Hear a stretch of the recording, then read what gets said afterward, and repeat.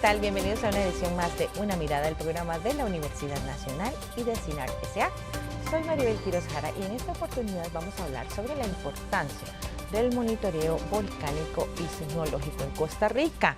Como sabemos, pues Costa Rica es un país sísmico, también tenemos muchos volcanes. De hecho, en este momento, pues más o menos se registran unos 1000 sismos por mes y tenemos pues 5 volcanes activos de los cuales todos y todas hemos tenido noticias recientemente prácticamente todos los días. Pero precisamente gracias al monitoreo volcánico y sísmico es que tenemos esa información. Y de eso vamos a hablar en este programa con la participación de Esteban Chávez Cibaja, quien es el director del Observatorio Volcanológico y Sismológico de Costa Rica, OBSICORI. Bienvenido, Esteban, a Una Mirada. Muchas gracias por la invitación, Maribel. Buenos días a mis compañeros que están acá con nosotros.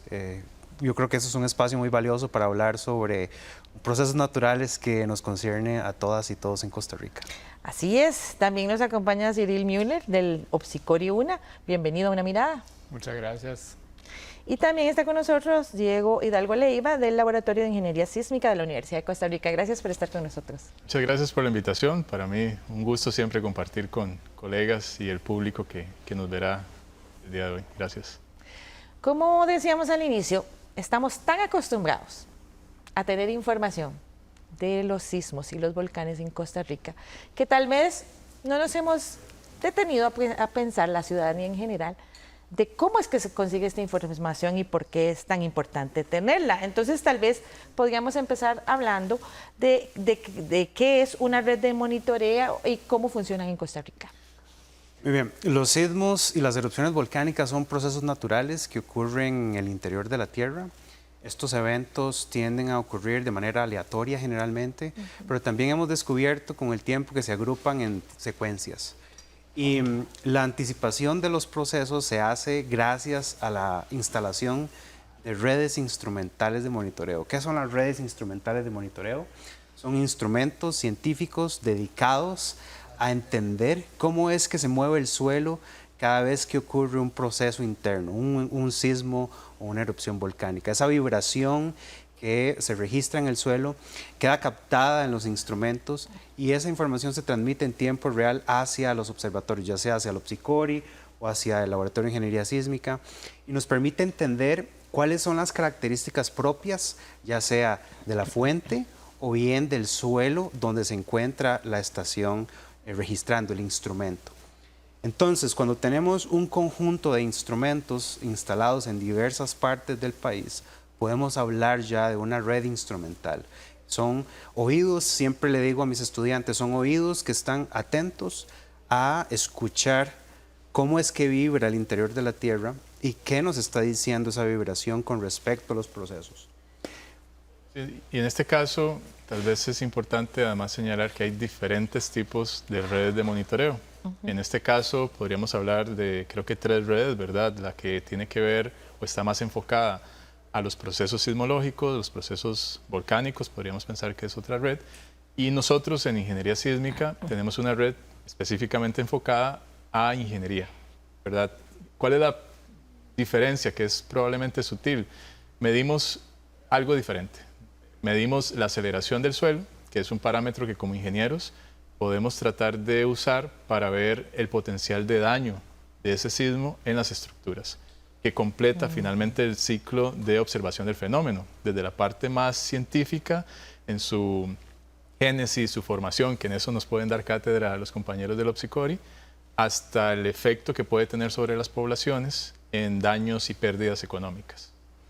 Claro, ahora, ¿qué tipo de red es la que tenemos en Costa Rica? O sea, ¿cómo se caracteriza? Porque, bueno, yo tengo muchos años de trabajar en la UNA y he visto cómo ha ido creciendo, fortaleciéndose, pero ¿cómo la podríamos describir? ¿Cómo está distribuida a lo largo y ancho del país?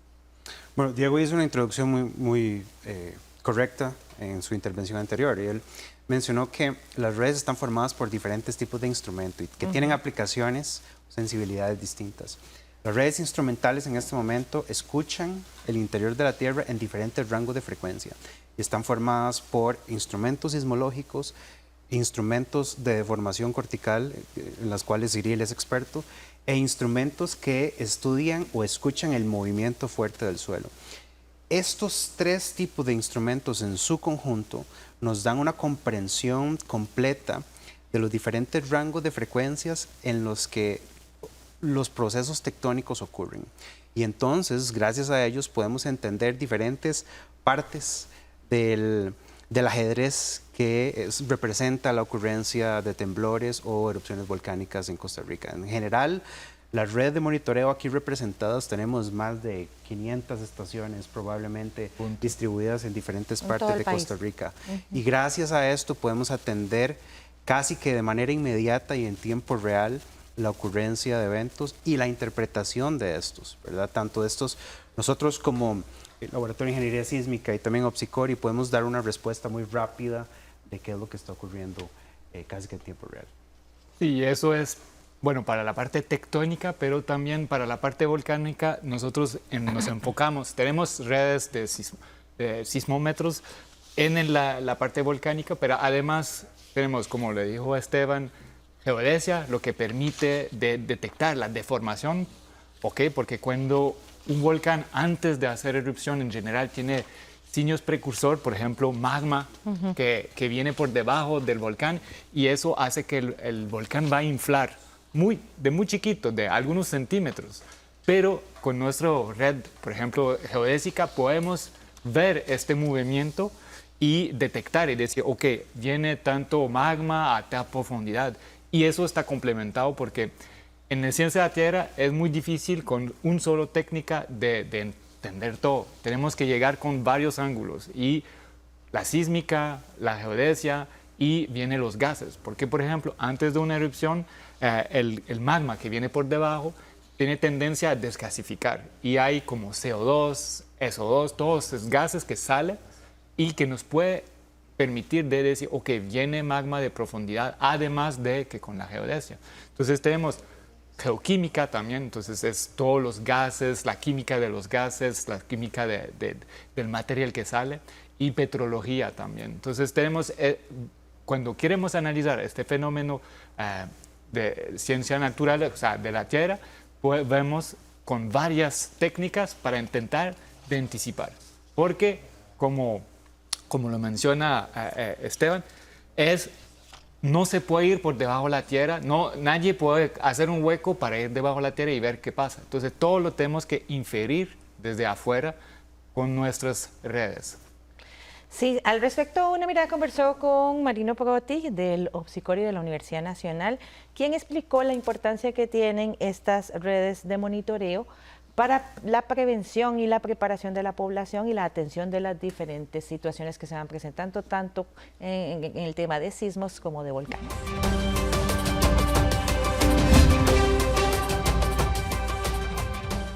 Sí, bueno, el Observatorio Volcanológico y Sismológico de Costa Rica mantiene esta red de monitoreo en todos los volcanes activos y en todo el país y es muy importante para conocer las fuentes que generan la actividad sísmica en las diferentes regiones del país y conocer el nivel de actividad de los volcanes, sobre todo cuando estos volcanes van a entrar en algún periodo de actividad importante. Sin esa instrumentación no se puede tener una idea clara de cuál es la amenaza a la que está sometida Costa Rica en términos de terremotos y actividad volcánica. La Universidad Nacional ya de por sí está aportando una parte muy importante de la operación de estas redes de monitoreo, financiando el salario de todos los investigadores y técnicos que trabajamos en el observatorio.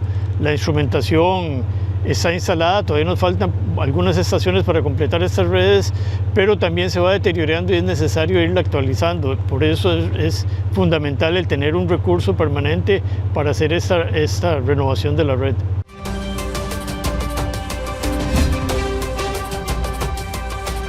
Quisiera rescatar este ejemplo que ponía Marino sobre el tema volcánico, sobre todo, que es tal vez el que tenemos mayor referencia últimamente.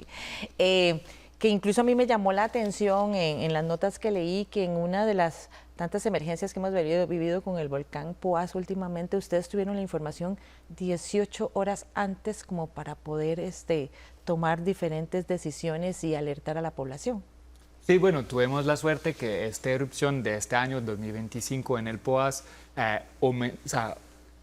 empezó paulatinamente, lo que nos permitió de ver justamente señal de gas, de geoquímica, digamos, señales de deformación, señal sísmico, y entonces todo esto apuntaba a decir, ok, podría, porque siempre es probabilidad, no estamos 100% seguros, podría haber una erupción y entonces ya podemos activar nuestros protocolos, empezar a comunicar a las diferentes instancias gubernamentales para decir, mira, cuidado porque algo podría ocurrir.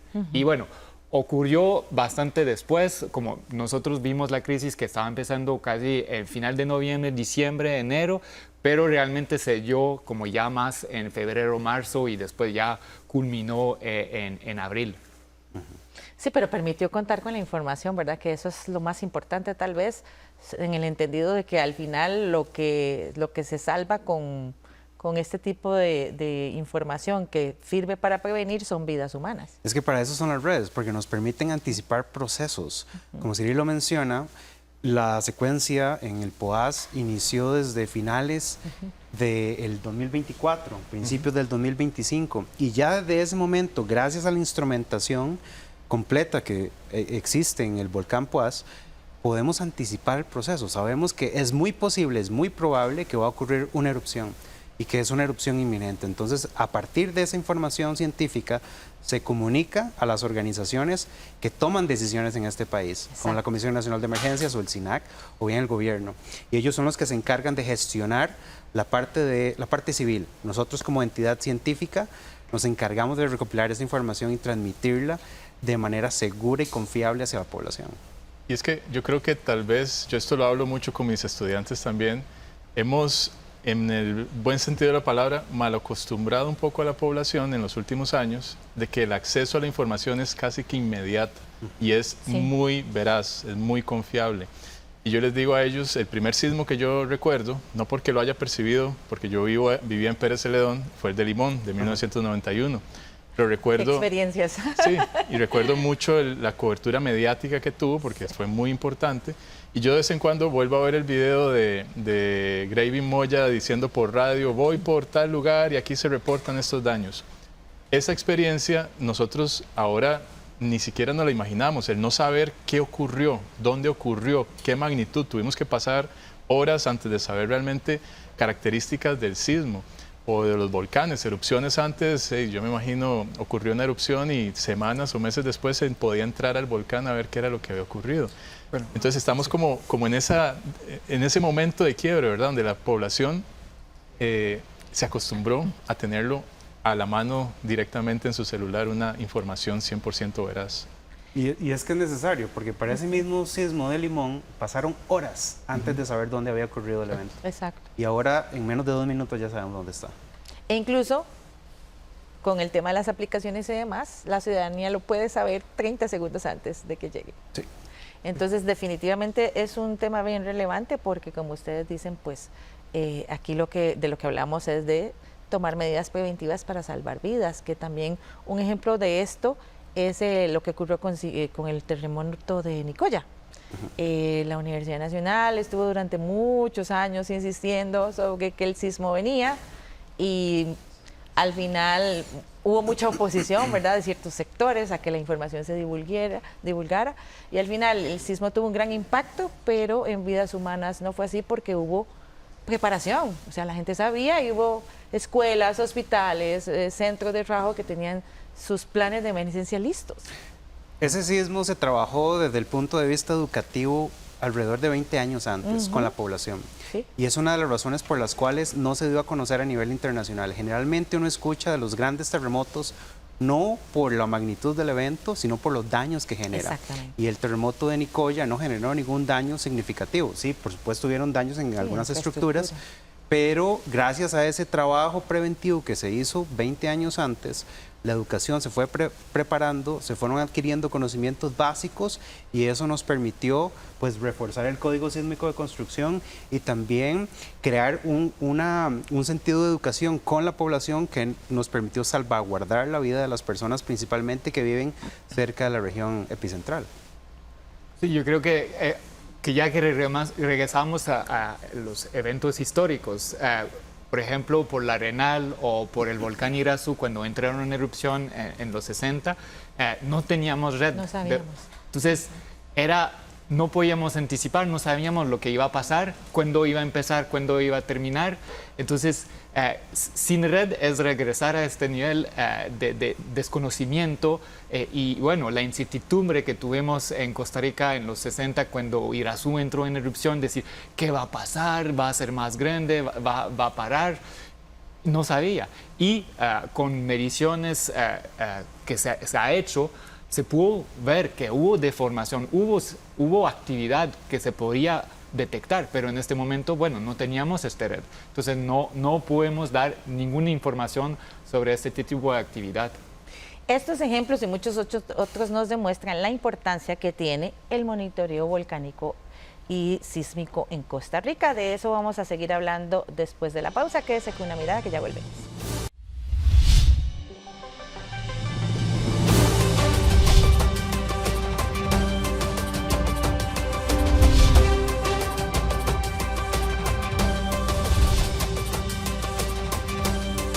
Continúa usted con una mirada del programa de la Universidad Nacional y de CINAR S.A. Hoy con el tema de la importancia del monitoreo sísmico y volcánico en Costa Rica, porque como vimos en el bloque anterior, pues esto lo que hace es salvar vidas, darnos herramientas de prevención para que estemos preparados, sobre todo en países como el nuestro, donde los sismos y los volcanes pues son parte del paisaje, como dicen. Importante, antes de pasar al siguiente tema, es verdad darle la importancia que merece al tema de que esto es producto de muchas décadas de investigación, no solo en Costa Rica, sino también en todo el mundo. Hay muchos países que se han comprometido con el tema de la investigación y con el tema del monitoreo para la prevención de tragedias naturales. Y pues por supuesto en Costa Rica esto ha sido posible gracias al aporte de las universidades públicas, principalmente la Universidad Nacional y la Universidad de Costa Rica, que han dedicado buena parte de su presupuesto también a la investigación en aras de contar con información que nos permita tener esa prevención sísmica y volcánica. Sí, yo quisiera resaltar aquí que hay ciertos hitos en la historia del país y las universidades públicas que tal vez a veces dejamos de lado, no los visualizamos. Y uno de esos es las decisiones que han tomado las diferentes universidades, tanto la UNA como la UCR, para formar profesionales y captar talentos en temas especializados como la ingeniería sísmica, sismología, vulcanología. El formar profesionales, el captar talentos, permite tener una visión mundial y permite entonces saber que estos problemas, como dice usted, no son problemas que únicamente ocurren aquí y además que existen muchas herramientas que podemos incorporar al país y desarrollar, porque hemos desarrollado muchas ciencia y tecnología alrededor de este tema. Entonces, el Código Sísmico de Costa Rica, que quiero resaltarlo porque muy orgullosamente colaboro con el código desde hace ya algunos años, es un grupo de profesionales que de manera ad honorem se une en el marco del Colegio de Ingenieros y Arquitectos para crear una normativa referente a nivel mundial. Y el primer código que se publica en el año 74 era referente porque era de tecnología de punta en ingeniería sísmica. Y eso ha venido continuándose porque ha incorporado nuevas personas, nuevos estudios, nuevas redes, nuevos datos, nueva investigación. Y eso marca que Costa Rica sea diferente a nivel latinoamericano. Y podemos decir que nos comparamos con otros países de mayor ingreso per cápita o de mayor inversión en ciencia y tecnología, gracias a que hay un grupo de profesionales, de personas que tienen visión sobre lo que queremos como una sociedad resiliente, como un país en busca de desarrollo. Y proteger vidas es lo básico, pero al mismo tiempo queremos proteger la inversión estatal, la inversión privada, para que sea un país que florezca a nivel económico. Y todo eso yo creo que nace desde esa visión de universidades públicas que quieren transferir bienestar a la población. Y es que nuestra primera línea de defensa es en contra de contra los procesos naturales, procesos que pueden ser destructivos, que pueden cambiar la dinámica socioeconómica de nuestro país, por ejemplo, y en esto las universidades públicas han sido visionarias y han dado un paso al frente para fortalecer la investigación básica en estos procesos que nos permita entenderlos y ahora sí gestionar todo lo concerniente alrededor de los procesos. Y como lo mencionaba Diego, uno de los ejemplos más claros es el Código Sísmico de Construcción. Costa Rica tiene en América Latina uno de los mejores códigos sísmicos de construcción. si no me equivoco, junto con Chile, son los mejores en la región. Y esto ha sido gracias a los datos, a que tenemos instrumentos que están midiendo. Y que de no tenerlos, nos vamos a devolver en el tiempo. Nuestro código sísmico va a estar, podría continuar a como está, sin actualización, pero estaríamos perdiendo la caracterización del comportamiento del suelo en muchas más partes de Costa Rica. Y esto hay que hacer énfasis. Esa sería mi siguiente pregunta. ¿Qué pasa si no existiera la red de monitoreo sísmico y volcánico? Bueno, como lo abordamos es regresar, por ejemplo, a un nivel de 1960 antes de la erupción de Irazú, donde no sabemos que va a ocurrir algo y cuando ocurre, va a ocurrir algo más grande o no. Por ejemplo, en Poás este año sabíamos que había algo que estaba subiendo, magma, fluidos magmáticos que estaba subiendo y sabíamos que iba probablemente a hacer algo. Siempre tenemos limitaciones porque no podemos estar seguros 100%, pero sabíamos que probablemente iba a ocurrir algo, pero tampoco iba a ocurrir algo como el Arenal 1968. Sabíamos que era algo comparable a lo de 2017. Entonces, ya sabemos con repetición, tanto por los sismos como por los volcanes, podemos catalogar o caracterizar el tipo de erupción que viene. Por ejemplo, el Rincón de la Vieja en 2020, 2023 también. Sabíamos que probablemente iba a pasar algo, pero que no iba a ser cataclísmico. O sea, sabíamos que iba a ser algo que ya vimos.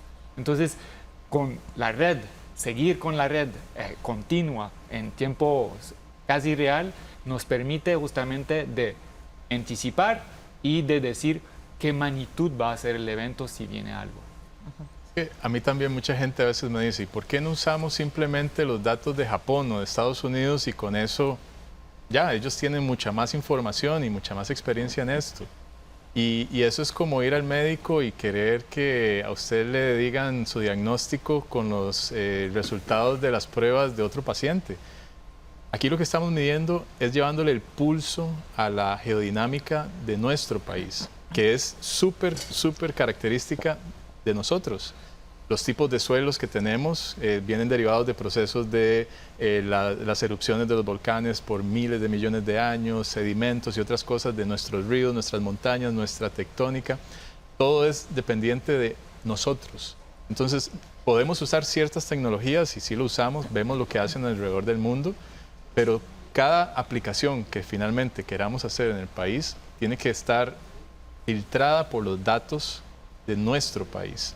Y sin estas redes, lamentablemente, no podríamos nunca llegar a sacarle ventaja a la tecnología que hay alrededor del mundo, porque simplemente no sabríamos cómo se comporta nuestro país. Recientemente nos hemos dado cuenta, gracias a las redes de monitoreo, que la sismicidad en el centro de Costa Rica no calza con el trazo, o por lo menos con la mayoría de los trazos de falla que están mapeados en el campo. En Cartago es muy común. Vemos la sismicidad en Cartago distribuida en forma de una dona y las fallas tectónicas no tienen sismos sobre ellas. Gracias a la red de monitoreo precisamente es que podemos ahora ver esto. Si no tuviéramos una red instrumental sismológica o de movimiento fuerte, no tendríamos la posibilidad de darnos cuenta de esto, porque si no tuviéramos la instrumentación, estaríamos ciegos, sí, confiando en las fallas que ya están trazadas. Pero existe una muy buena posibilidad de que hayan fallas nuevas que no hemos descubierto, como la que generó el sismo en San José en el mes de agosto. Yo vivo ahí. Que no sabíamos que existía, pero gracias a la red de monitoreo tenemos la posibilidad de saber que ahora existe una falla justamente ahí, que posiblemente tenía un periodo de recurrencia de cientos de años y le tocaba justamente en agosto de este año romper. Ya sabemos que existe, podemos caracterizarla y podemos trabajar más en torno a la gestión del riesgo alrededor de esta falla. Sí. Y esto es gracias a la red de monitoreo. Es un ejemplo claro de ello. Y vean la importancia que, ¿verdad?, en un cantón como Tibás, un cantón tranquilo, muy cerca de San José, que está teniendo recientemente un desarrollo inmobiliario hacia arriba, vertical, importante. Entonces, ahora esos desarrollos deben contar con esa información de esta falla que acabamos de conocer. Ahora, ¿cómo se financian las redes de monitoreo? Eso yo sí que... Las redes de monitoreo se financiaban a partir del transitorio 1 de la Ley Nacional de Emergencias, la Ley 8488. Esa ley decía que los superávits de las instituciones públicas pasaban a una bolsa que se conoce como una bolsa que financiaba esta Ley Nacional de Emergencias, y luego a partir de ahí se distribuía a las diferentes redes de monitoreo geodinámico en Costa Rica. Con la entrada en vigencia de la nueva ley de fortalecimiento de las finanzas públicas, entonces ya no existe el superávit en las instituciones públicas y por tanto no existe esta bolsa que permite hacer una distribución económica a las redes de monitoreo. Este era el financiamiento principal de nosotros, que nos permitía adquirir instrumentación, darle mantenimiento a la instrumentación y poder hacer crecer la red en tecnología y en factor humano. Pero ya no lo podemos hacer porque ese financiamiento culminó. Entonces, justamente en este momento no tenemos financiamiento. Y ahí es cuando las redes de monitoreo nos hemos puesto a trabajar en un proyecto de ley, el proyecto 24.738, que enviamos recientemente a la Asamblea Legislativa, para ser precisos, en noviembre del año pasado, y está en la Comisión de Asuntos Sociales en este momento. ¿Qué pretende este proyecto? Pues financiar nuestra red de monitoreo. Sí.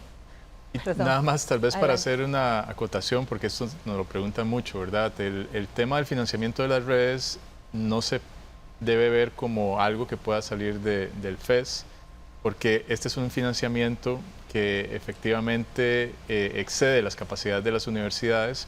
Estamos hablando, los equipos finalmente, para que la gente tenga un contexto, son pequeñas computadoras. Y estas computadoras tienen una vida útil, es decir, funcionan unos años y están expuestos al clima y otros ambientes que los hace deteriorarse a veces de manera muy rápida y hay que estarlos sustituyendo. La tecnología cambia, podríamos tener avances tecnológicos en estos periodos, entonces cada cierto número de años hay que estar cambiando esas pequeñas computadoras. Sí, es tecnología que no es barata. No es barata, cada equipo tendrá ahí diferentes montos, pero es importante saber que las universidades no tienen la posibilidad de financiar estas redes, porque para poder financiar una red como la de nosotros tendrían que dejar de financiar prácticamente todos los demás proyectos de investigación de las universidades. Son redes que son costosas. En otros países, ¿quién maneja estas redes? Normalmente el gobierno. Normalmente son organizaciones como centros geológicos que son los que van a brindar este servicio al Estado, porque finalmente esto es una transferencia de tecnología y conocimiento de las universidades a la comunidad, al Estado, para que tomen decisiones y puedan atender las emergencias. Entonces, este financiamiento, si no tenemos la ley, prácticamente las redes van a tener que ir apagándose poco a poco, porque son estos equipos más servidores, más accesorios, sistemas de comunicación para poder sacar la información desde el punto donde se ubica cada uno de estos equipos. Entonces, además son equipos que están expuestos a la misma emergencia, como pasó recientemente correcto. también, ¿verdad? Con una de las erupciones del volcán Poás, que los equipos que estaban ahí monitoreando pues sufrieron daños importantes. Sí, y a mí me gustaría agregar que este financiamiento que estamos buscando busca precisamente financiar el equipo tecnológico que nos permite hacer la labor de monitoreo. No cubre los salarios. Y aquí es donde entran las universidades públicas.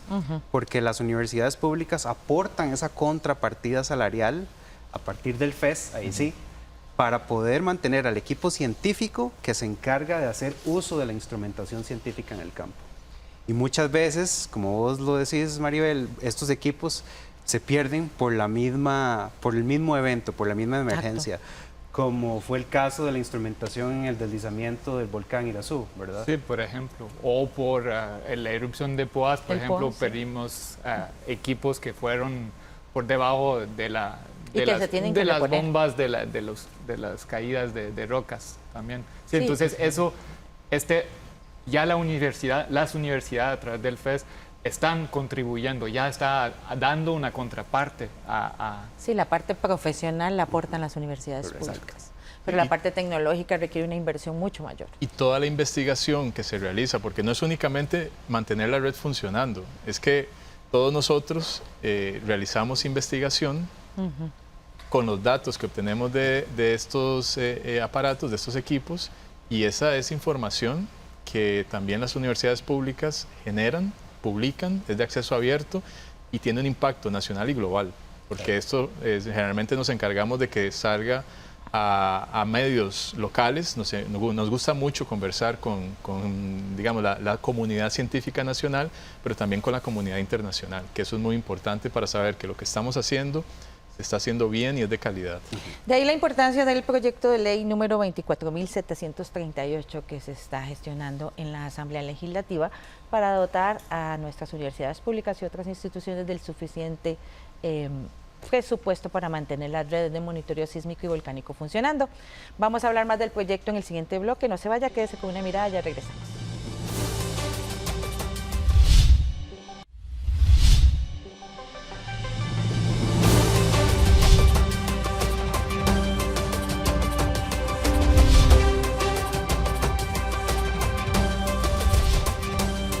Regresa usted a una mirada del programa de la Universidad Nacional y de CINAR S.A. Hoy con el tema de la importancia de mantener el monitoreo sísmico y volcánico en Costa Rica, de una labor que han venido desarrollando las universidades públicas, sobre todo la Universidad Nacional y la Universidad de Costa Rica, pero que requiere un aporte adicional para que esta tarea se pueda seguir desarrollando. Y por eso es que se impulsa el proyecto de ley número 24.738 para dotar de financiamiento permanente a las instituciones que realizan estos monitoreos, que son fundamentales para contar con información que prevenga daños mayores en casos de sismos y erupciones volcánicas. Al respecto, Una Mirada conversó con el doctor Olman Segura, quien es el ex rector de la Universidad Nacional y actual miembro del Consejo Universitario de esta institución, quien nos explicó en qué consiste el proyecto de ley y por qué es tan importante que se apruebe.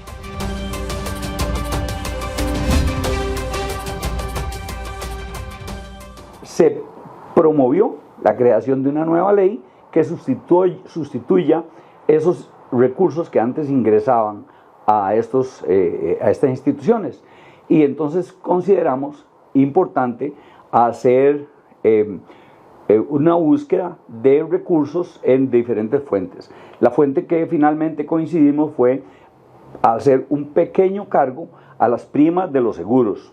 En este momento en Costa Rica existen alrededor de 12 diferentes tipos de aseguradoras. Generalmente uno piensa mucho en el INS o en ASA o en algunas de las grandes, pero hay 12. Además, hay más de 26 tipos de seguros, de muchas cosas, de automóviles, de aviones, de fincas, de viviendas, de incendios, de vida. Entonces se seleccionaron solo 3 que tienen que ver con el tema del monitoreo sísmico, que puede afectar los edificios, que puede generar incendios y que puede matar o afectar a las personas. Este intento de hacerlo más pequeño es para impactar lo menos posible a la población y a las empresas aseguradoras. Se puso un 0.6% del total de la prima, de solamente 3 tipos de seguros: el de vida, el de incendios y el de seguros de salud. Esos 3. Y con ese 0.6% lo que significa es un ingreso para las 4 instituciones del sistema, y con eso se financiaría permanentemente la compra de equipo, que tiene que mantenerse muy actualizada, y poder brindar el servicio a toda la comunidad nacional y precisamente a los seguros para evitar el riesgo de los temblores, terremotos, etcétera, con anticipación de información. ¿Qué significa ese 0.6? Porque algunas aseguradoras han reclamado que es muy alto. No es muy alto, primero que nada. Segundo, lo pagan las personas que compramos el seguro, los asegurados. Y tercero, es realmente minúsculo. Por ejemplo, el más alto de todos los seguros que pagamos es el de incendios. Y digamos, si tenemos una casa de habitación y pagamos, digamos, 600,000 colones al año por seguro, y ese 0.6% significaría alrededor de 3.600 colones al año. Lo que significa son 900 colones cada trimestre, que es lo que nos tocaría desembolsar. Pero la mayor parte de los seguros son menores que eso, en otras áreas, en el área de vida, en el área de salud. Así es que ese es un proyecto que lleva el noble fin de financiar todo lo que es infraestructura, equipamiento, tecnología para estas 4 instituciones del sistema de monitoreo nacional.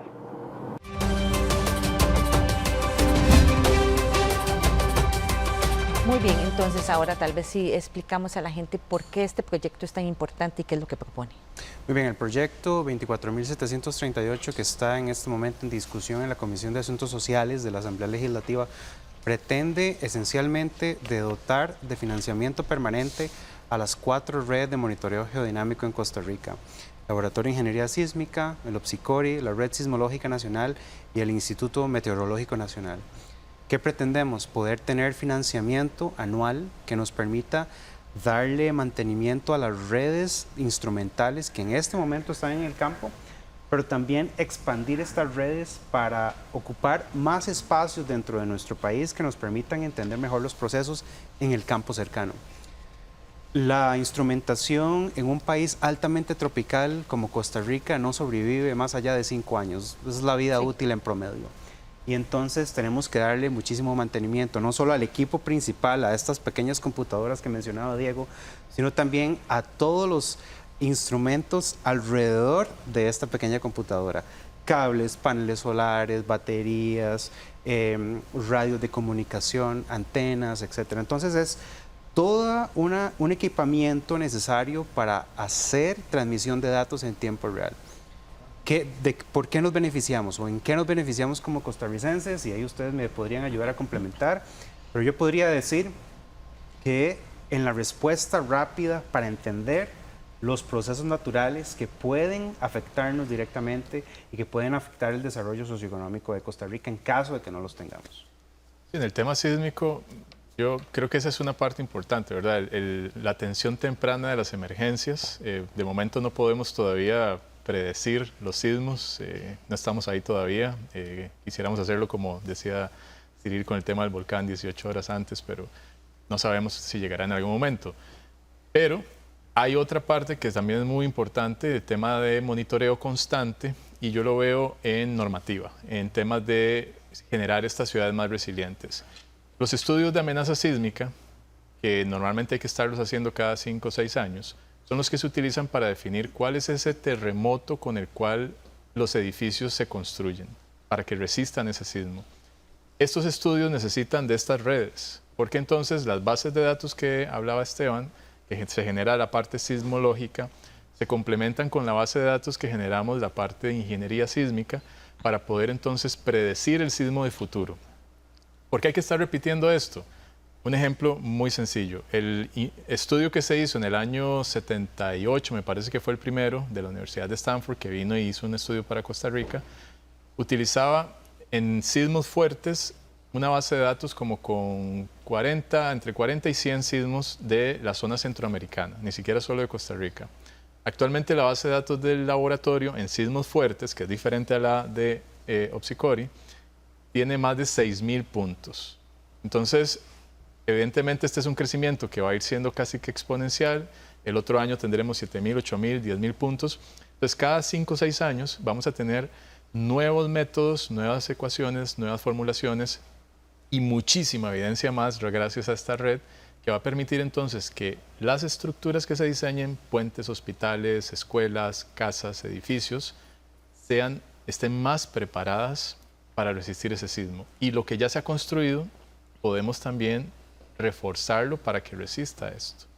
Sin estas redes, básicamente, como decía Esteban, tenemos que dejar el código con lo que tenemos hoy y un montón de incertidumbre asociada que no sabemos qué va a pasar con nuevas fuentes, nuevos eventos. De la información que yo le estaba leyendo sobre el trámite del proyecto, parece que la oposición toda gira en torno a un impuesto relacionado con las pólizas de seguros. Sí. ¿Es así? La estrategia económica que seguimos, gracias a el impulso que nos dio don Olman, la guía que nos dio don Olman Segura, es que estamos proponiendo un impuesto del 0.6% a las primas de los seguros de vida, de incendios y líneas afines. Creemos que estas líneas de seguro son las que podrían verse más beneficiadas con el proyecto de ley en caso de aprobarse. Y este es 0.6%, pretende recaudar anualmente alrededor de 2.700 millones de colones, que sería suficiente para poder darle mantenimiento a las 4 redes representadas en el proyecto de ley. Es un impuesto relativamente pequeño, de 0.6%.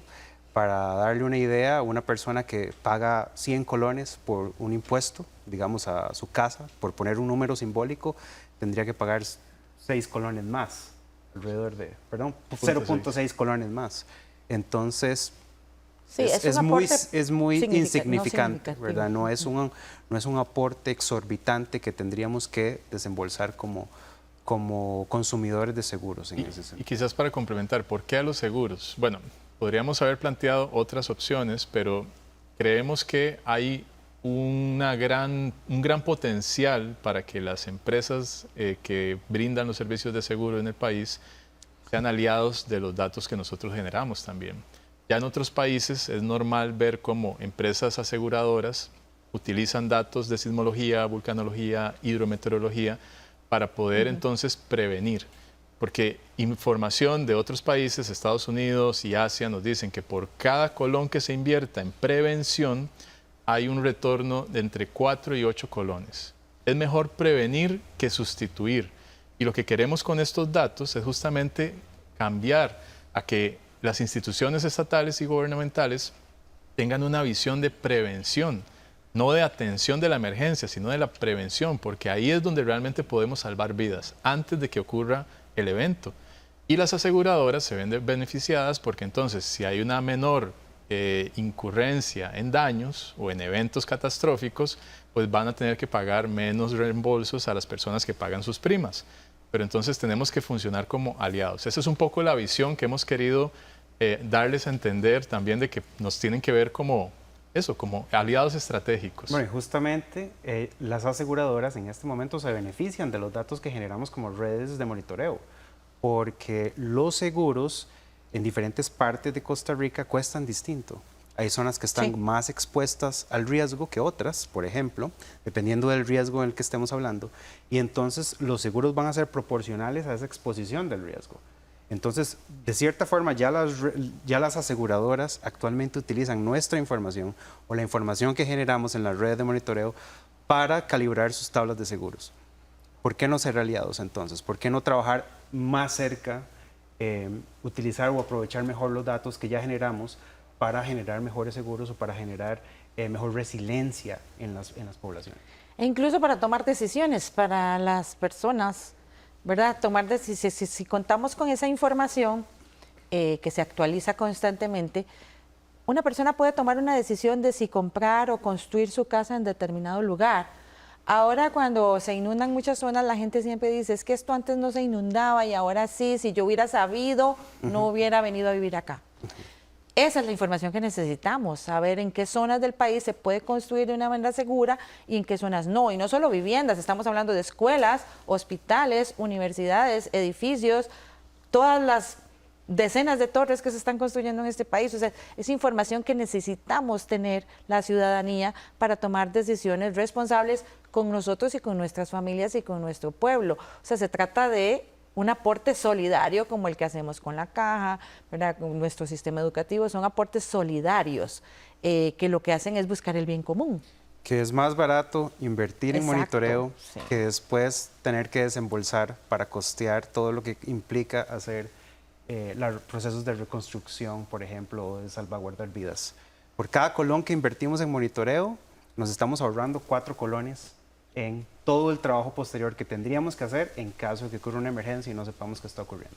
Sí. Y al final, ¿quién pagaría ese dinero de reconstrucciones de carreteras, taludes, hospitales, escuelas? Pues nosotros mismos con nuestros impuestos. Entonces, yo creo que hay que cambiar esa visión de atención de la emergencia, que tal vez hemos tenido un mecanismo más de emergenciólogos, ¿verdad? De cuando ocurre la emergencia, ir a apagar el incendio, haciendo la analogía con los bomberos, y esa no es la forma correcta. Los países desarrollados no trabajan así. Tenemos que sobre todo en un país en vías de desarrollo, donde nos cuesta más generar riqueza, tenemos que generar estrategias para salvaguardar esa inversión. Y si el costo inicial es ligeramente mayor porque les estamos diciendo que hay una probabilidad de que ocurra un evento y hay que protegerlo, ese costo inicial se va a pagar a futuro porque la estructura va a ser resiliente y va a resistir las inundaciones, deslizamientos, erupciones volcánicas y los eventos naturales que estamos aquí monitoreando. Importante insistir en que el aporte del impuesto es de un 0.6% sobre las pólizas. Sobre las pólizas, diferentes sí. pólizas, que en realidad no es un aumento significativo, como dicen algunas aseguradoras. Sí, al final es 6 colones por 1000 colones. Por cada 1000. Por cada 1000 colones se paga 6 colones. Sí. Sí, se paga más por otros impuestos y no nos salvan la vida. Sí, bueno, bien importante. Ahora, si la gente quiere buscar más información sobre este proyecto y la defensa que se está haciendo en la Asamblea Legislativa, ¿dónde puede acudir?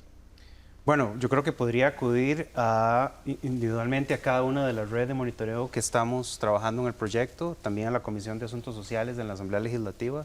Justamente tenemos una audiencia la próxima semana con este grupo de diputados, y yo creo que esas serían las formas de consulta: escribiéndonos, comentándonos al respecto, apoyando el proyecto, escuchando los medios de prensa que se han pronunciado ya de diferentes formas con respecto al proyecto, sabiendo de que es necesario para Costa Rica, ¿verdad? De Claro que sí. es necesario, que las universidades públicas lo están impulsando y que no es un capricho, sino que es una necesidad para el crecimiento y el desarrollo socioeconómico de Costa Rica. Sí, no, eso es en definitiva. Les agradezco mucho a ustedes por haber participado en este programa, habernos compartido toda esta valiosa información, y esperamos que pues toda Costa Rica se vuelque a apoyar este proyecto. Muchísimas gracias por participar aquí. Sí, si usted quiere seguir recibiendo información sobre sismos, sobre volcanes en Costa Rica, si quiere seguir teniendo un código sísmico que le oriente sobre cómo construir y dónde construir de manera segura, pues apoyemos este proyecto de ley 24.738 que está en la Asamblea Legislativa.